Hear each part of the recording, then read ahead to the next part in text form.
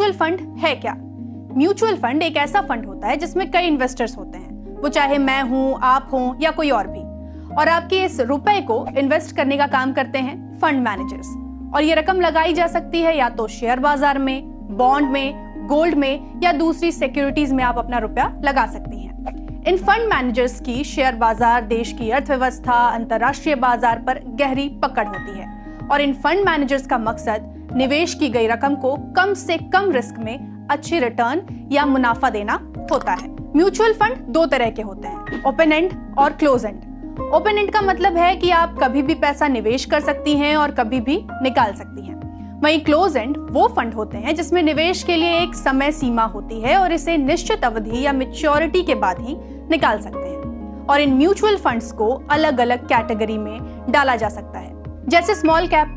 Small cap में fund managers आपकी रकम उन कंपनियों में लगाएगा जो छोटी होती हैं, लेकिन इन कंपनियों की बढ़ने की संभावनाएं ज्यादा होती हैं। मिड कैप, इसमें आपका पैसा मिड लेवल की कंपनियों में लगाया जाता है जिसमें मिड लेवल पर ही रिस्क और रिटर्न आता है। लार्ज कैप, ऐसी बड़ी कंपनियां जिसमें रिस्क का लेवल और रिटर्न दोनों ही लो रहता है।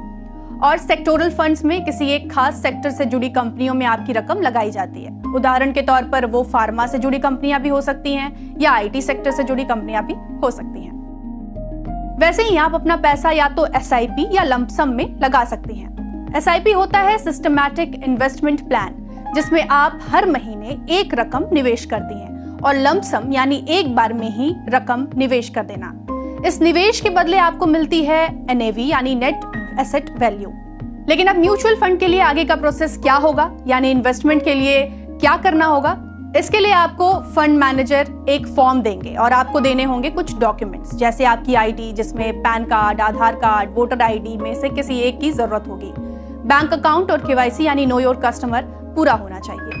बैंक अकाउंट और आपकी म्यूचुअल फंड बेचने वाली कंपनी या म्यूचुअल फंड डिस्ट्रीब्यूटर आपका केवाईसी करने के बाद आपका अकाउंट खोलते हैं। अब सवाल ये कि म्यूचुअल फंड में रिस्क क्यों कम माना जाता है? एक मुश्त रकम एक कंपनी की बजाय कई कंपनियों में इन्वेस्ट होती है। अगर एक कंपनी लॉस में चली भी गई तो बाकी कंपनियां तो बची रहेंगी, यानी रिस्क काफी लेस। फंड मैनेजर आपके इन्वेस्टमेंट का ध्यान रखेगा।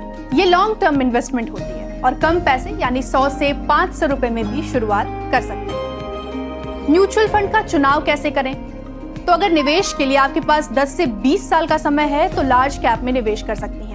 टैक्स बचाने के लिए निवेश कर रही हैं तो आपको इक्विटी लिंक्ड सेविंग स्कीम या ELSS में फंड लेना पड़ेगा, जिसमें आपका पैसा 3 साल के लिए लॉक हो जाएगा। ELSS जो है वो लार्ज और मिड कैप फंड माने जाते हैं। अगले वीडियो में आपको बताएंगे कि SIP यानी सिस्टमैटिक इन्वेस्टमेंट प्लान क्या होते हैं।